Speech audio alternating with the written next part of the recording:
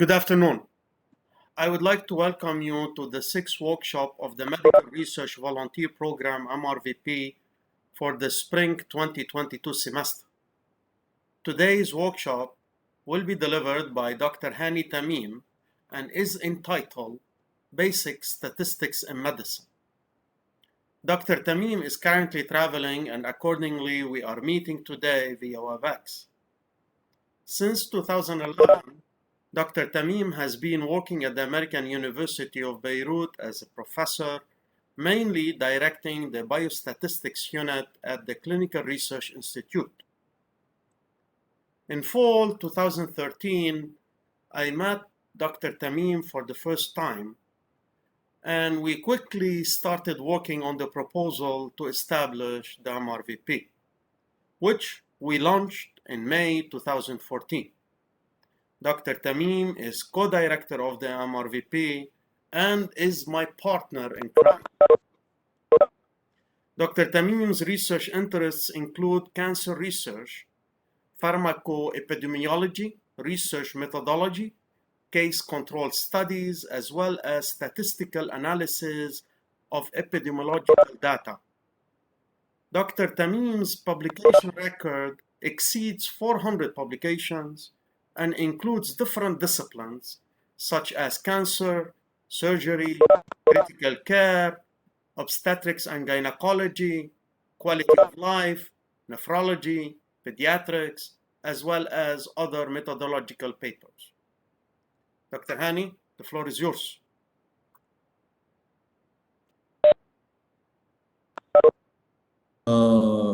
Good afternoon, everybody. Bilal, thank you very much for the introduction. Since 2013, we've been working on this, and I'm sorry I'm not able to be with you in Beirut, but hopefully I'll be having the chance to talk to you face-to-face in the future. So I'm gonna start by saying a few words about statistics. But before I do that, I just want to make sure that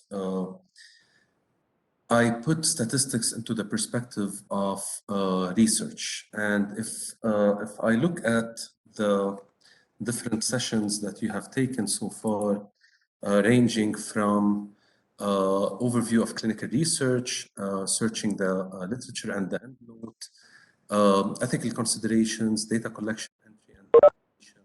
And of course, there was another one for endnote, but we reach here for the basic statistics in medicine, which is a crucial part in any research process. So anything that you're going to be doing in a research project, whether reviewing the literature, whether applying for IRB, whether designing a study, collecting the data, entering the data, will have something to do with statistics. And that's why statistics is very important in any clinical research process.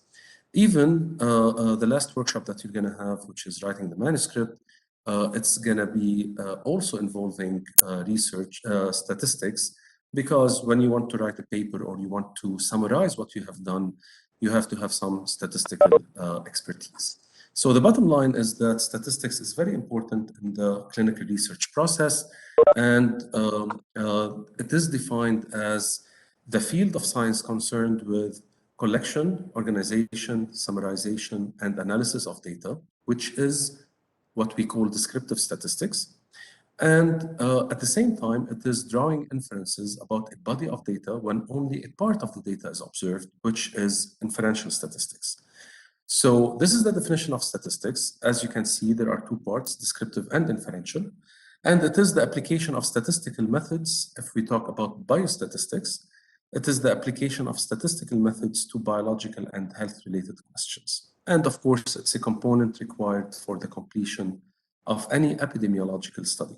So of course, you might be doing some qualitative research, which does not need any statistics, but most of the research we do are related to quantitative research, and this is where statistics is very important, and it takes a considerable portion of the process of research.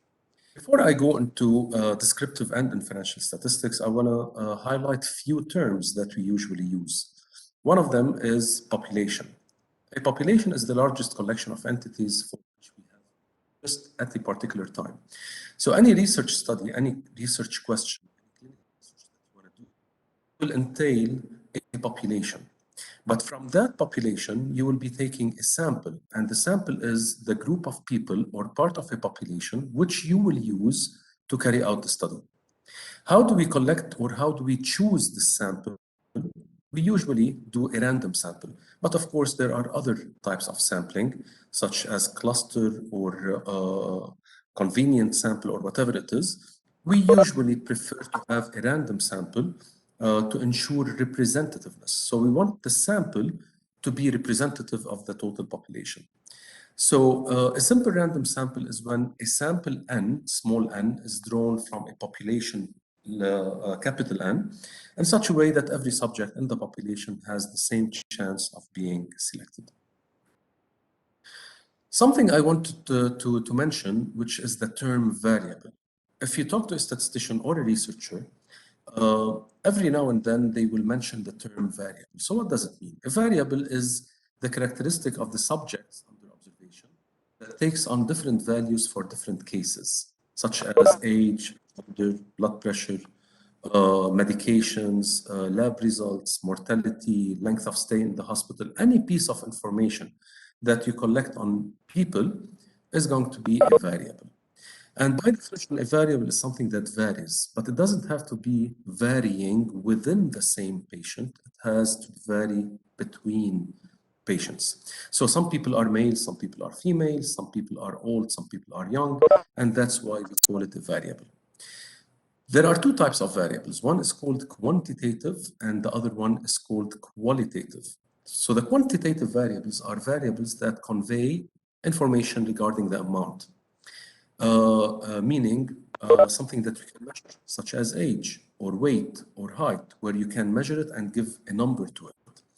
A qualitative variable are variables that the measurements consist of categorization. So you cannot measure it, but you categorize people. Hani, you're breaking up. We cannot hear you. Hypertensive, survived or died, and these are called qualitative variables. Another terminology that we do is the types being or continuous. The categorical variables is very similar to the qualitative, such as the gender, male, female, and so on. Continuous variables are the ones that yes. You're breaking up, Hani. Can you fix your? Not hear me? Sometimes you're breaking up. Can you fix it? We're hearing you well, but sometimes you're breaking up.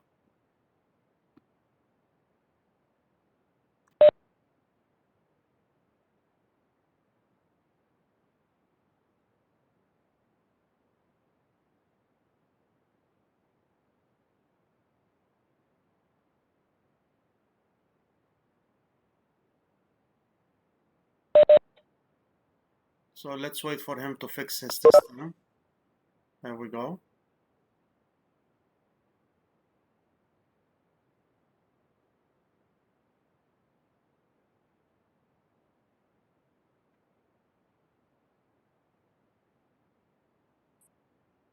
Yes, Bilal? Yeah, much better now.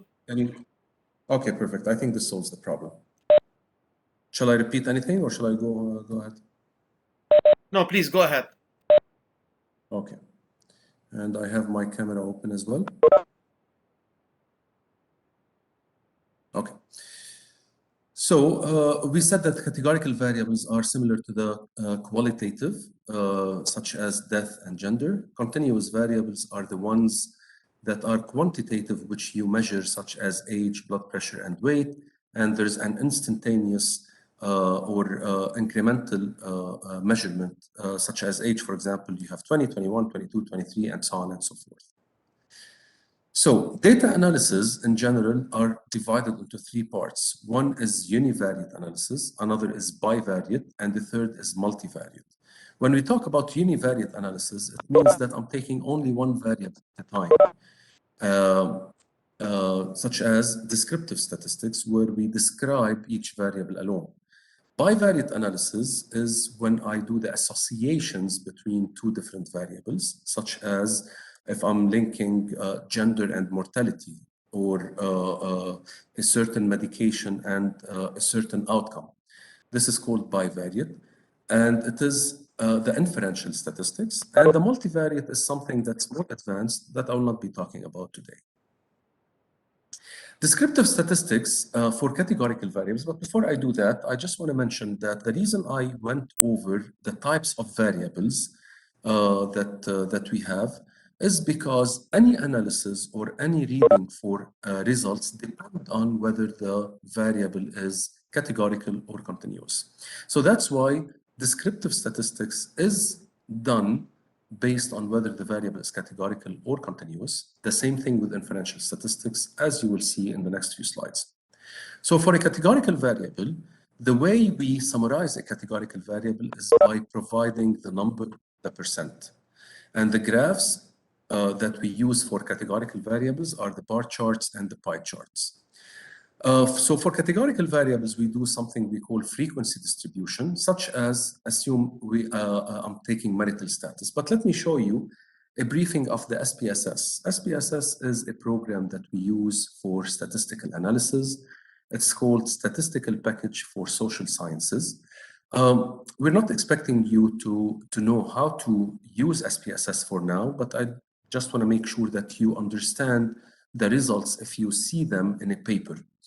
But eventually, in the next few years, hopefully you'll have the chance to learn how to work on SPSS, because it's an amazing program, and it's very easy to use. We have workshops that go over SPSS, but this is beyond the objective of this session. So I'm going again to the descriptive statistics for categorical variables. I have a data with 291 patients, and I'm measuring their marital status, or I'm describing the marital status. So I have married, single, and widowed. And here I have 266 people who are married, 13 people who are single, 2 people who are widowed, a total of 281. But I have missing people, 10, which gives the total of 291, which is the total sample size. As for the percent, we have two types of percent. We have the percent and we have the valid percent. And the only difference between them is the denominator that I'm taking. For the percent, I'm taking the total 291 into consideration. So 91.4 is 266 over 291. 4.5 is 13 over 291, and so on. So the total is 96, but you add to it 3.4%, which is the 10 people who are missing, and it will yield 100%. The valid percent, on the other hand, it is out of the 281 people who have information. And it is more reliable because I don't care about the 10 people who did not give me information about the marital status. I care about the people who I know their marital status. So 94.7% is 266 divided by 281, and so on, and the total is going to be 100. The cumulative is when I add the 94.7 plus 4.6 plus 0.7 to reach 100. I don't usually use it. So the two numbers that I want to take, or the two sets of numbers I want to take, are the frequencies, which are the number, and the percent. We never give the number alone. So if I tell you 266 people are married, is not enough, because it doesn't indicate out of how many. If you give the valid percent alone, it's not enough, because it doesn't give the value or the number. So the best way is to provide the number and the percent at the same time. Let me give you an example. If you're reading this paper, it's a clinical trial. I'm not going to go over the clinical background of this paper, but it's a clinical trial where I have people randomized into two groups, either the intervention or the placebo. And if I look here at the number of men, I find that 97 people are men, but out of how many? Out of 216, which gives me a 45%. In the placebo, I have 124 over 213, it will be 58%. So you can see that any categorical variable is summarized by providing both the number and the percent. So when you are reading a paper, you want to look for these numbers to make sense out of them and do the comparison and do the reporting. The graphs that we usually do for a categorical variable are bar and pi. The bar chart is, I'm pretty sure that all of you know this, but I just want to highlight that between the groups, there is a gap. Why is that? Because this is a categorical variable. There is no continuity between the first line, second line, third line, and overall, and that's why there are the gaps. Of course, you can put the percentage on the y-axis or the number, absolute number, but definitely it's much better to use the percentage. The pie chart is where you have the circle and the slices, and each slice represents the percentage of people in each group. So the bar graph and the pie chart are specific to categorical variables, and you cannot do a bar or pie for a continuous variable. At the same time, you cannot report a number and a percent for a continuous variable. That's why the way we deal with continuous variables is different. So assume that I have a continuous variable that's a systolic blood pressure. There is something we call central tendency, and I'm also sure that you know what they are. I'm just going over them very quickly, just to put them into perspective. The central tendency are the measures which gives the location of the data. So where is the data located, or where is the bulk of the data located? So you have three measures. You have the mean, the median, and the mode. The mean, of course, is when we add all the numbers, divide by the sample size. Assume we have 5 people. I have their systolic blood pressures. I add the blood pressures, divide by 5, which is the number of people. I'll get the average or the mean.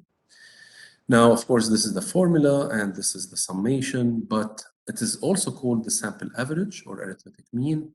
It is sensitive to extreme values, meaning if one patient has a very high or very low value, the average will be affected. It is unique and it is simple. If we go to the median, it is the middle number or the number that cuts the data into 2 equal parts.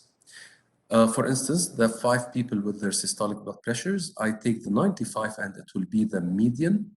And as you can see, 50% of the data is below, 50% is above. And what's nice about the median is that it is not sensitive to extreme values. Example, if 120 was 200, the median would remain the same, whereas the average will change drastically. If I have an even number for the median, I take a virtual number in the middle, which is an average of these 2 middle numbers, and in this case, it will be 102.5. The properties, it is unique, simple, and not affected by extreme values.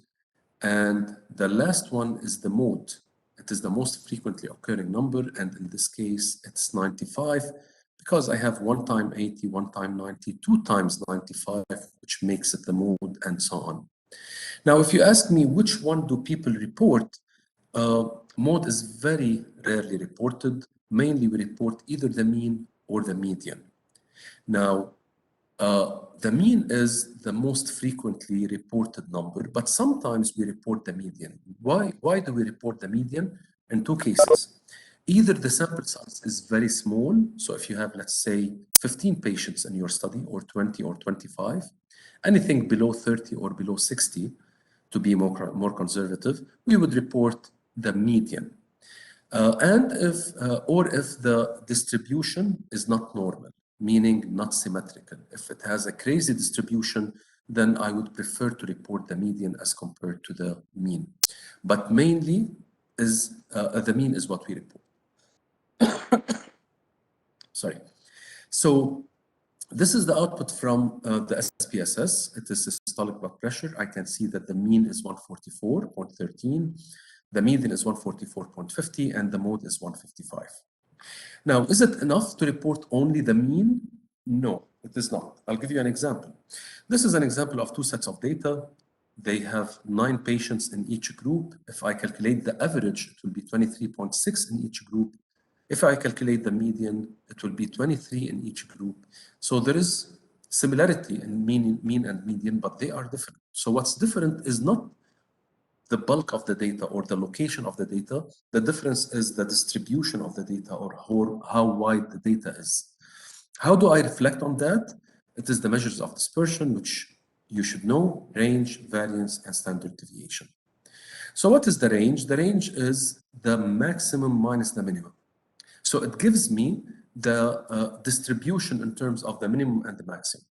In this case, it is 120 minus 80, 120 being the highest, 80 being the lowest.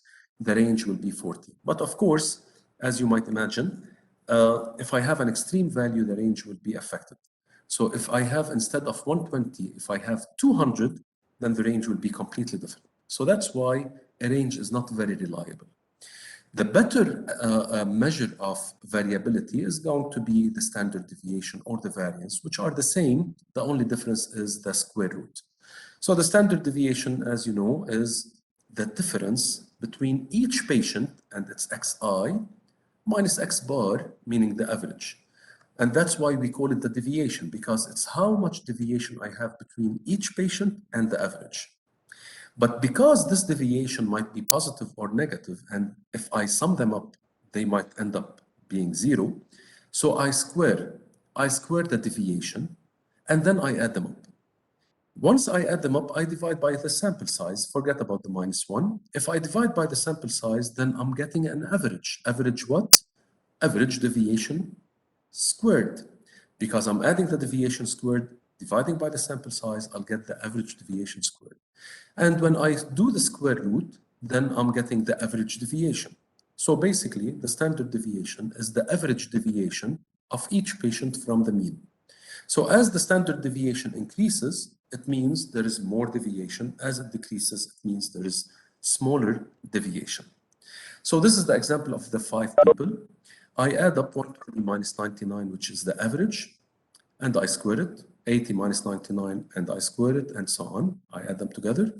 And then I divide by the sample size -1. The -1 is for statistical reasons, but as sample size increases, the effect will be less. What does it mean? If you have 1,000 people, if you divide by 1,000 or 999, it's exactly the same. So this is a method of accounting for the sample size. So as the sample size increases, my standard deviation is inflated a little bit. So this is the variance before I square root. After I square root is the standard deviation. Now, the bigger the S, the more variability, and it measures the spread or the variability about the mean.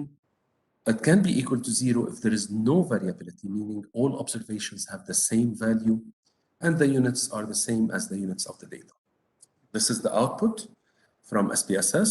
The standard deviation for the blood pressure in my 291 sample is 35. The variance, which is the square of the standard deviation, and it is 1246. The range is the maximum minus the minimum, and these are the values. This is the example. In this example, they reported the median and the range, 60 and 22 and 83. But somewhere else, they reported the mean and the standard deviation. Mean duration is 2.6, and the standard deviation is 0.0 to 11.7 is the range, and 2.49 is the standard deviation. And the reason for reporting the range, as I said, because there is abnormality or non-normality, or there is skewness, meaning it's not a normal distribution. The graph that we usually use for continuous variable is different from the categorical. In the continuous variables, we use a line chart. And why do we do a line chart and connect the dots with each other? Because there is continuity. And the last thing I want to talk about regarding the descriptive statistics is the quantiles and the percentiles.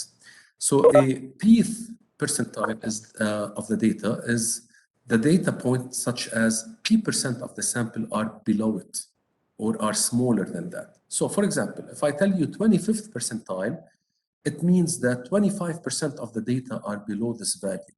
And this is called Q1 or the first quartile. 50th percentile, it means 50% of the data are below this value, and it's called the second quartile. And it's similar to the median because, as you know, the median divides the data into two equal parts. 75th percentile is also called the third quartile, and it is Q3, where 75% of the data are below. And this is where sometimes when people report the median, they report something called IQR, which is the interquartile range, which is the third quartile minus the first quartile. Now, if you are reading a paper, doing your literature review, and you find median and IQR, don't be surprised. You should understand that it is the 75th percent of the data and the 25th percent of the data. This is also reported in something we call box plot. A box plot is a graphical representation of a continuous variable, where you have the minimum, the maximum, and this is the box which includes 50% of the data. Why? Because you have Q1, meaning the first quartile, or the 25th percentile, meaning below this, there is 25%. You have the median, or the second quartile, which is 50% of the data are below, and then the third, which is 75% of the data are below. So you end up with 50% of the data between or within this box, and that's why we call it a box plot. Now I'm done with descriptive statistics. I'm going to go to something we call inferential statistics, and this is where the action happens. So there are two types of inferential statistics. There's confidence interval and there's the p-value. But before I do that, it is I want to mention something about probability, and it's the likelihood of an event to occur, and it's ranging from 0 to 1. 0 is impossible, 1 is definitely happening. And how does probability apply in clinical research? Basically, it is basically the most important theory behind biostatistics. It's used at different levels. For instance, if I tell you, sorry, if I tell you I have 4% of the data, 4% chance of a patient dying after admission to emergency department, from the previous example that I have, what does it mean? It means out of each 100 patients admitted to the emergency, 4 of them will die, whereas 96 will be discharged. So it is a probability. If I talk about the incidence of a certain abnormality, 1 in 1,000 babies are born with a certain abnormality. Incidence and prevalence are two very frequently used measures which reflect on how frequently a certain outcome is occurring, is also based on probability. When I'm doing associations between things such as smoking and death at discharge, and I'm talking also about the sample that I have, I look at probability of death in each group. So if a person is a smoker, what's the probability of death? And if a person is a non-smoker, what's the probability of death? And this is something we call relative risk. And eventually, it is based on probabilities. So there are multiple things that we usually calculate in clinical research, something we call relative risk, something we call risk difference, odds ratio, and all of these are quantification of the association between two different variables, and they are all based on probabilities. So that's why probability is a very important concept in statistics. So why do we conduct research? Sorry. Why do we conduct research? We conduct research because we want to answer questions. We want to answer questions that are related to populations. So whenever you pose a clinical research question, it is not related to a small group of people, it is related to the whole population. So if I'm interested in AUB students, for example, their quality of life, I'm not interested only in 100 students that I include in my sample. I'm interested in every single student in the AUB. So the population is all AUB students. But of course, I'm not going to be able to do a study on all AUB students. So what I do is I take a sample of 100 or 150 students from AUB. And of course, I would like to select them in a random fashion so that these 150 students are representative of all AUB students' population. Now, when I do the analysis, when I do the descriptive statistics on the sample that I got, the answers are going to be specific to the sample. They are not related to the population. So the question that you came up with, quality of life of AUB students, is about the population. I take a sample, but the results I get are about the sample. So what do I do now? I do inferential statistics. So what is inferential statistics? It's basically drawing conclusions on certain questions that about the population from a sample. So I want to answer a question about the population from the data that I get from the sample. And this step of generalizing the results from the sample to the population is called inferential statistics. And again, I just want to highlight that all what I'm talking about now is an introduction to biostatistics. The objective is not for you to know every single detail about it. I just want to make sure when you are working on a project with an advisor or a physician or a clinician, you understand a few of these terms so that you will not be able, or you will be able to communicate with them or have a better understanding of what's going on. Inferential statistics, basically, it is, since we are not taking the whole population, we have to draw conclusions on the population based on results we get from the sample. Let us take the example that I took from the beginning of my session, since we want to estimate, for example, the average blood pressure for patients admitted to the emergency department after having an MI. So my sample is about ED patients who are admitted with an MI, and I want to estimate their blood pressure. Other more complicated measures, for example, quality of life, satisfaction with care, risk of outcome, mortality, and so on. But I'm just oversimplifying things to establish the concept of inferential statistics. So what do? We take a sample, and the sample we took was 291 patients out of the population. And I calculate the mean and standard deviation because I want to estimate the systolic blood pressure. And this is called descriptive statistics, as you might know. And I find that the average is 144 and the standard deviation is 35.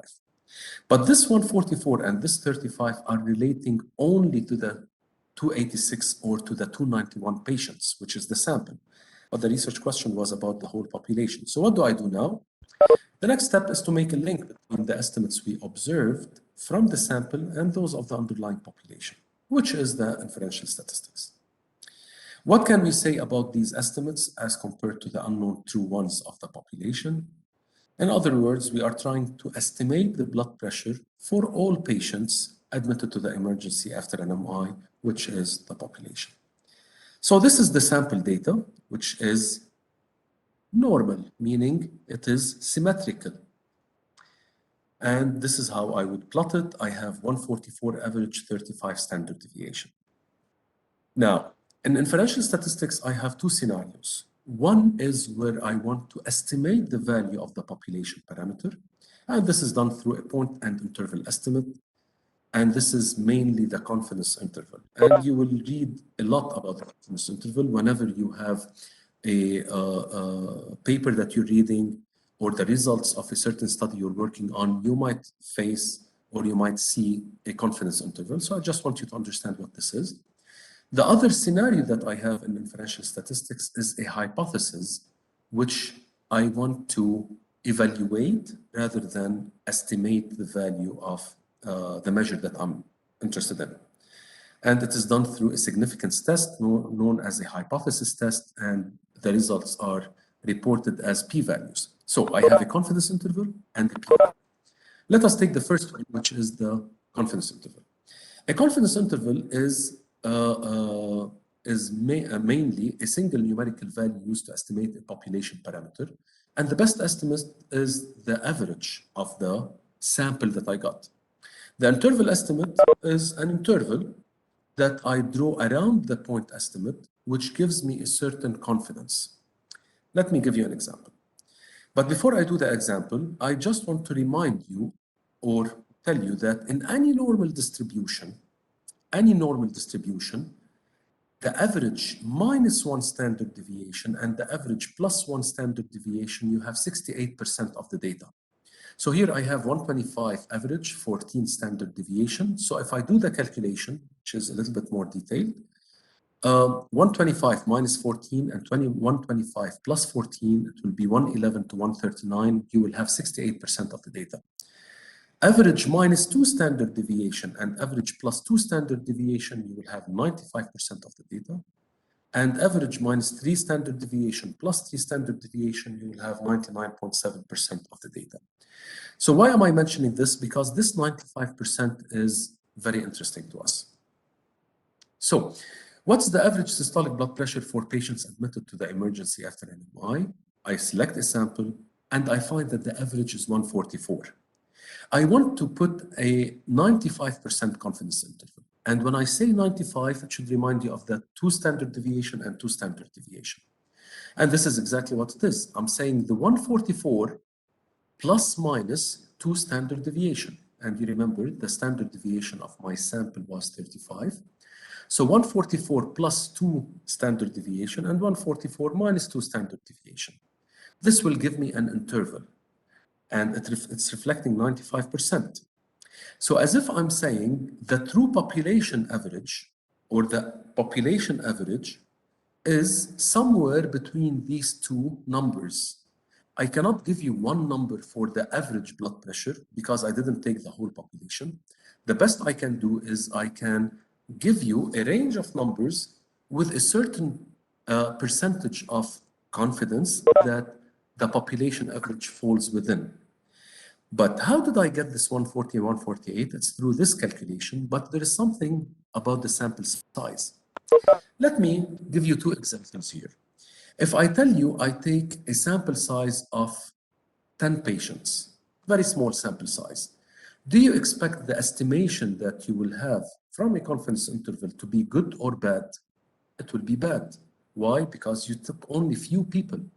So what does it mean? It means that the confidence interval will be wide, meaning you will not be accurate, you will not be precise in your estimation. So as the sample size goes down, this whole thing goes up, and thus I'm adding to the average a bigger or a larger number, and that's why the confidence interval will be wide. Assume that the second scenario I want to tell you about, assume you took 1,000 patients from the AUB, for example, right, students. What happens here? If this goes up, I'm taking 1,000, which is a big number, this whole thing goes down, and thus I'm adding and subtracting a smaller value, and thus the confidence interval will be narrower. So what am I saying here? Let me summarize. What I'm saying is I'm estimating the population value, in this case systolic blood pressure. Since I'm not taking the whole population, I can never give you one number. I can give you a range of numbers with a percentage of how sure I am. So in this case, I'm telling you, I'm 95% sure that the true population average blood pressure for all patients admitted to the emergency after an MI is somewhere between 140 and 148, which is good enough. I don't have the exact number, but I have a range of numbers, and I'm having a 95%, which is a high probability or high confidence. Now, of course, when I tell you 95% confidence, it means there's 5% chance of having an error. And this is what it is. This is the 95% of the data, which is the average minus 2 standard errors and the average plus 2 standard errors. And the standard error is the standard deviation over square root of n, which is this value that I took. The standard error or the sampling error, it is the standard deviation over square root of n. As the sample size increases, the standard error decreases. So the error that I might have, I take a small sample, is very large. But if I take a big sample size, the error will be very small. So interpretation of a 95% confidence interval, if we repeat the sampling procedure 100 times, the above statement, which is the interval, will be correct 95 times. Meaning the population average that I'm looking for, or which is my research question, is going to be within this interval that I calculated, but I will be wrong 5 times. So in other words, you always, whenever you are doing probability or whenever you are doing research, you always have some error, meaning you're not always 100% sure about your results because you're taking a sample. If you want to have 0% error, you take the whole population, but practically it's not doable So we will never have a study which gives us a 0% error or 100% confidence. So that's why researchers decided that 5% as an error is an affordable percentage of error that we can handle. That's why we usually report 95% confidence interval. Now, are all confidence intervals 95? Very rarely you will see a 99 confidence interval or a 90% confidence interval, but you will most of the time see 95% confidence interval. Now I'm going to move to the second part of inferential statistics, which is the p-value. So the p-value is related to another type of inference. It's called hypothesis testing. And I want to evaluate a hypothesis about a population rather than simply estimating it. So what is a hypothesis? A hypothesis is a statement that I'm not sure about. So it might be true, it might be wrong. So I do this study to confirm this hypothesis. Either I will say, yes, it is correct, or no, it is not correct. And this is why we call it hypothesis testing. I'm evaluating or testing the hypothesis rather than estimating the value, such as in the confidence interval. Back to our example, we want to make inference about the blood pressure for these patients. Assume that the normal blood pressure is 120. Now, the question is whether the blood pressure of these patients who are admitted to the emergency is different than 120. So this is the statement that I want to test.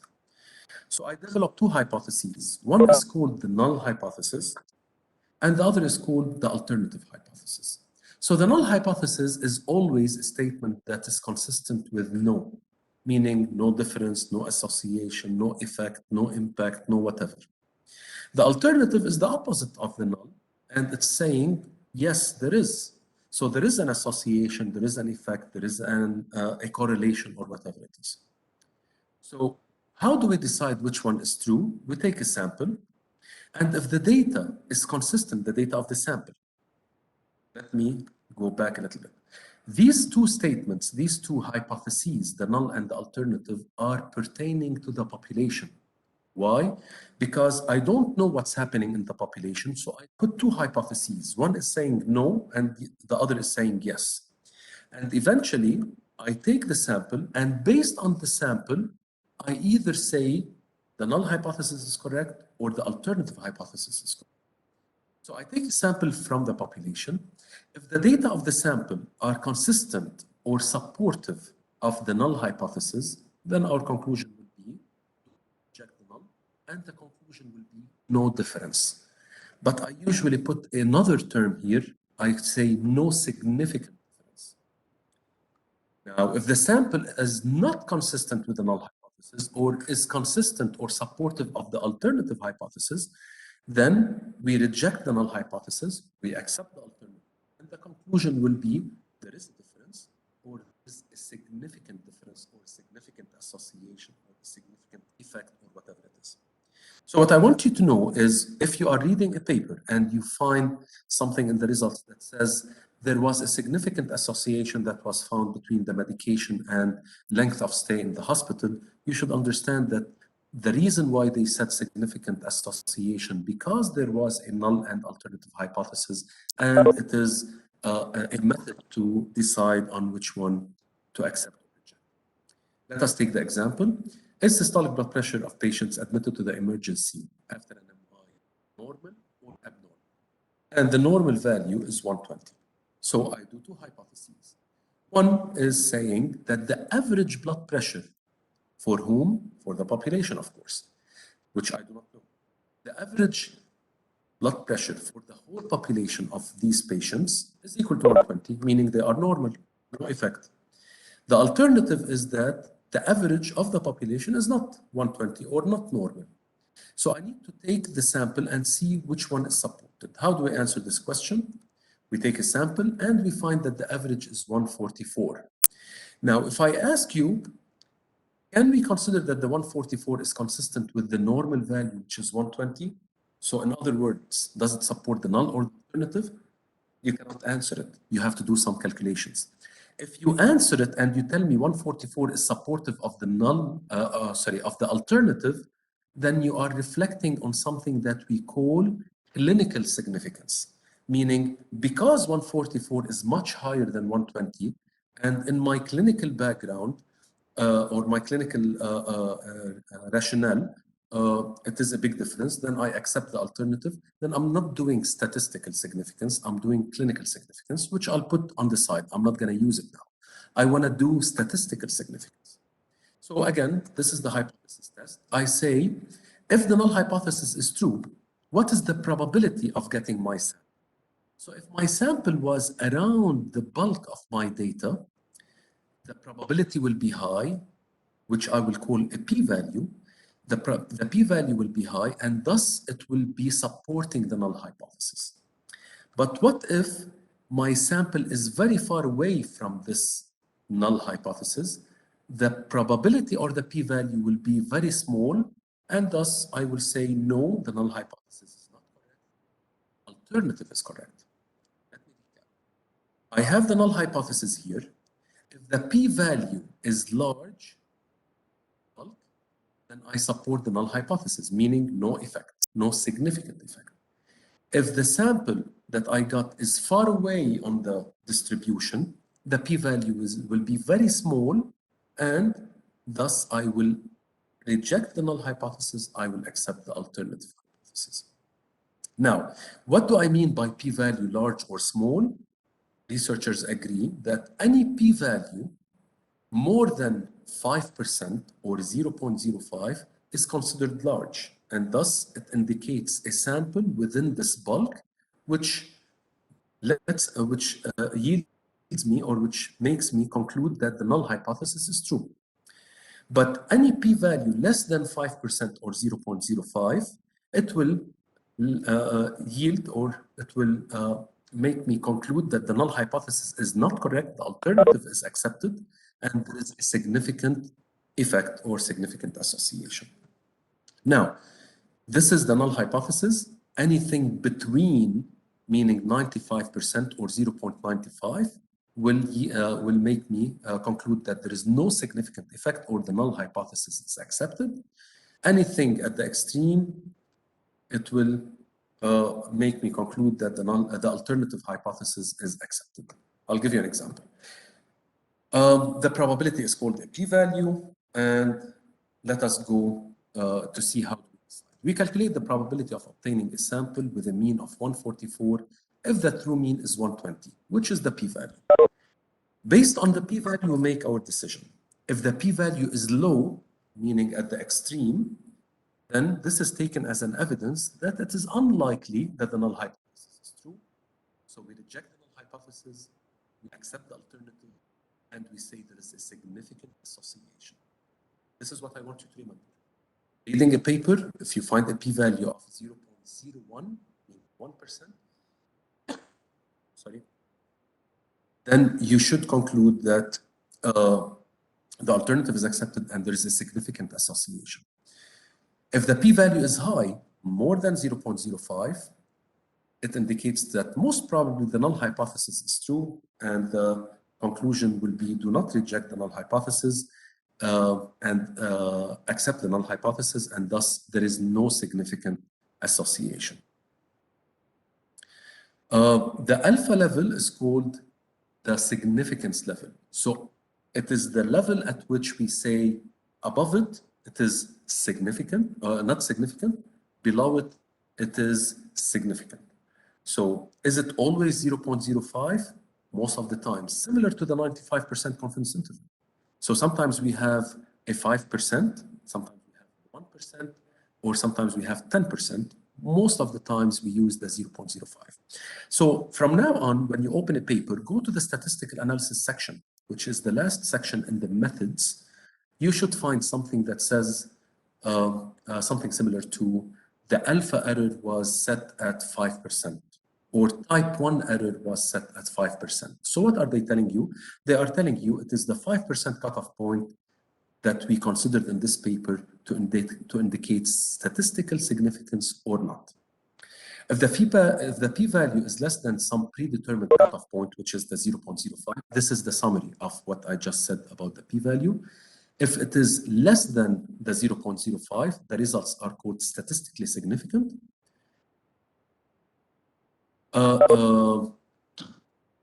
The alpha level is the probability of type 1 error, and it is the probability of falsely rejecting H0. I'm not going to go into that. I still have around 10 minutes. I'm just going to introduce few terms that we usually use in statistics. And basically, it is the different tests that we have. Okay, so this is called the bivariate analysis. And you remember at the beginning of the session, we had a slide that said univariate, bivariate, multivariate, univariate, one variable, such as the descriptive. Bivariate is when I associate two variables. So the two variables, you remember I told you all the analysis that we do are going to be dependent on whether the variable is categorical or continuous. So when I'm talking about two variables, then I am talking about three scenarios: categorical, categorical, categorical continuous, or continuous, continuous. When I'm doing a categorical, categorical association, such as gender and hypertension. Gender is categorical, male, female. Hypertension is categorical, yes, no. And thus I do a chi-square test, which gives me a p-value.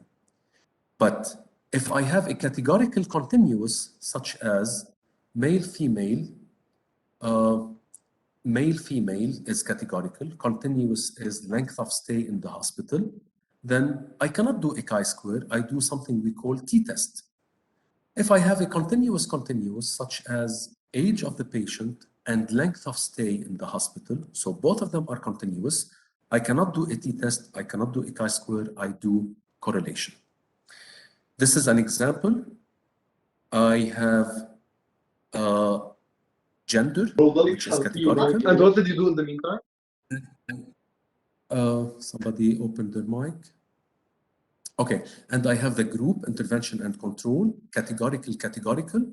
This is the null and the alternative hypothesis. I get the p-value, which is 0.6665. How did I calculate it? By chi-square. When you're reading a table, you need to understand that this p-value is telling you the significance between the association between gender and the group, and it is more than 0.05, and thus it is not significant, and there is no significant association between gender and the group. If I take another example, if I'm talking about age and the grouping, it is one categorical, the group, one continuous, the age. I get a p-value of 0.53, which is calculated by t-test, as I told you before. Since it's more than 0.05, also it's not statistically significant. Thus, my conclusion will be, sorry, this is wrong, wrong. Don't look at that. It is not significant. I'll skip the ANOVA. And finally, Dr. Hani, we still have around 6 minutes. Yes, I just have 2 more slides. Excellent. And I'll open then this floor. hopefully we can take some questions.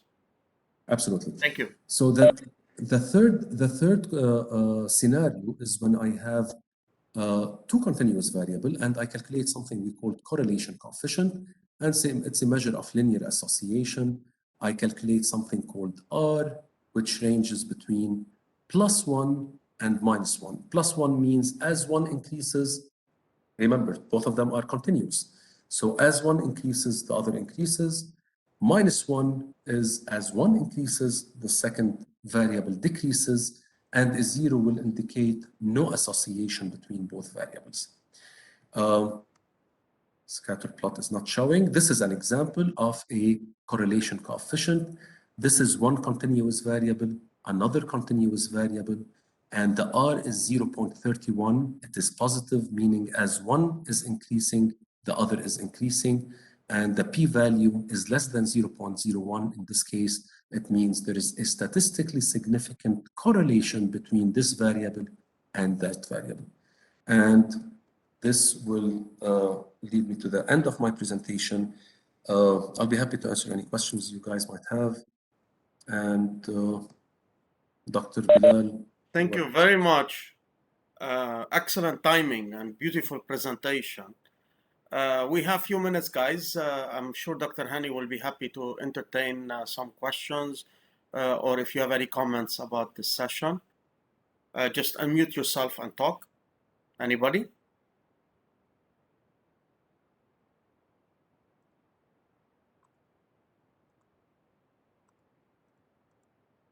Maybe you should do some. Maybe you should do some pop quiz for them. No, And then Crystal tell is them trying to if say they don't something. do, if they don't do well, they don't make it to medical school. I think that will help. Particularly those who did the interview 2 days ago.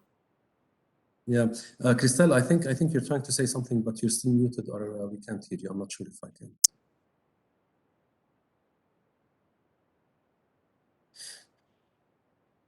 Yeah, you're unmute now. You can talk, Crystal. We cannot hear you. She has a problem with the sound system problem. Anybody else? Anybody else has any questions? If there are no questions, I just want to say a few words. Go ahead, Hani. So basically, I just want to highlight the objective of this session. There might be a lot of information. Some information you might have known before. Some of them might be new. Irrespective, I just wanted to complement everything that you have taken so far in the workshops, from the design of the study, from the IRB, the literature review, the entry of the data, and eventually for next workshop, which is going to be writing a manuscript. I just want you to understand the difference between categorical continuous, mean standard deviation, number percent, what is a p-value, what is a confidence interval, how to interpret the p-value, significant, all the details of how do you calculate it, what test, and so on. This is beyond our objective. If you get it, perfect. If not, I just want to make sure that if you are communicating with your advisor on a research project, and if they tell you, I want you to summarize this paper, for example, you will be able to go read the paper. When you read a p-value, you'll be able to understand it and convey the message to your advisor and so on. There is a question. Yeah, Crystal wrote her question. I wanted to ask you of how reliable are confidence intervals of 95%, especially in the scope of medicine. Basically, they are reliable because this is what we use. Crystal, sometimes I mentioned in my one of my slides that sometimes we put 99% confidence interval.